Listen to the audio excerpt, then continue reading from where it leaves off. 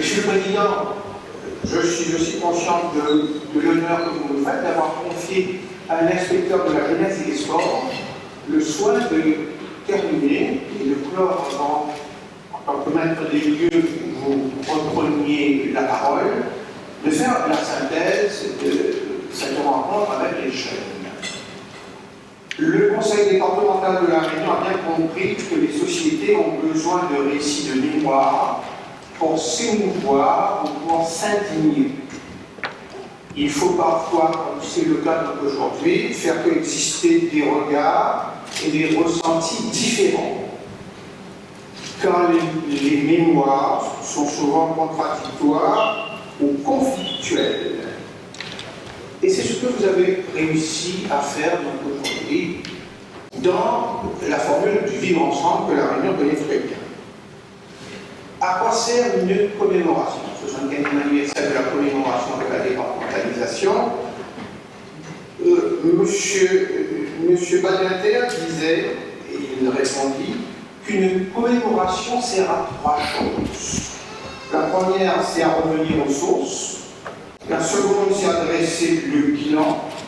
Et la troisième, c'est à ouvrir les voies nouvelles, comme vous le souhaitez, Monsieur le Président.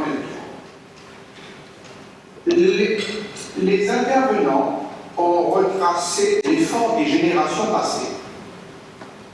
Avant vous, la jeunesse d'aujourd'hui, les gens ont vécu, les gens ont aimé et les gens ont construit. Qu'ont-ils fait pour l'essentiel? Ils ont construit l'unité territoriale de l'île à travers les équipements de communication. La route, le rail, les marines, les ports, les aéroports. Ils ont construit la société réunionnaise dans le désir de vivre ensemble. Ils ont également participé à l'émergence des dynamiques dans une économie réunionnaise qui a toujours été une économie d'emploi, d'activité, de ressources et de recettes depuis 350 ans.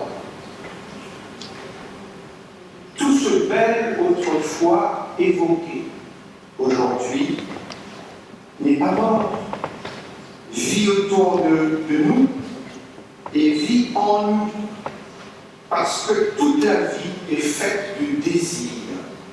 La vie sociale, la vie économique, la vie culturelle et sportive, la vie éducative. Toute cette vie a été vécue dans le désir.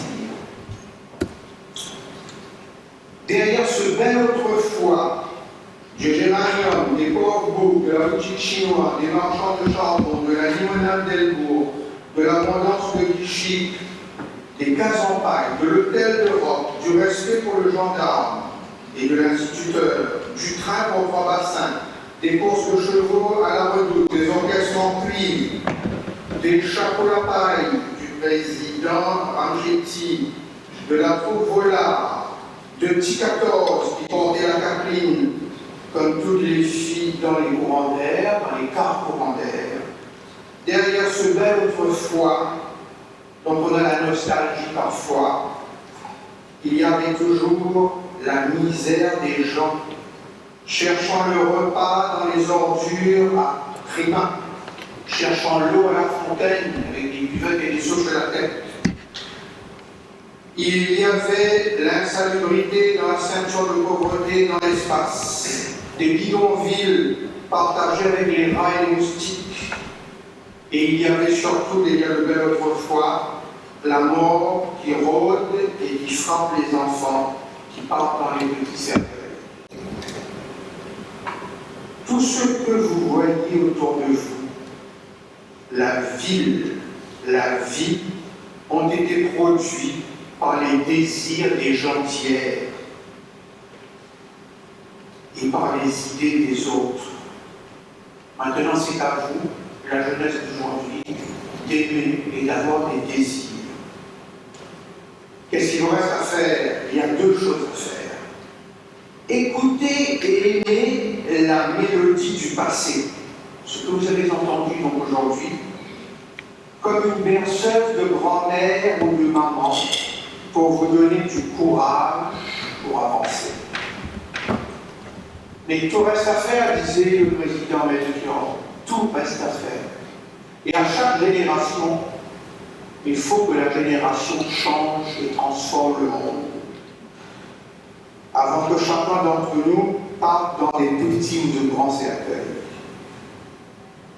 N'écoutez pas seulement la musique d'hier, la mélodie du passé. Faites votre propre musique et mettez-y l'air du temps, mettez-y l'intelligence d'aujourd'hui, mettez-y vos propres paroles pour construire l'espérance.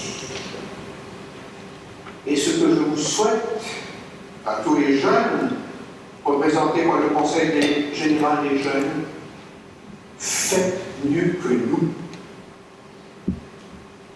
Sans Vichy, tant pis, parce qu'il n'y a plus de Vichy. J'ai dit, Monsieur le Président.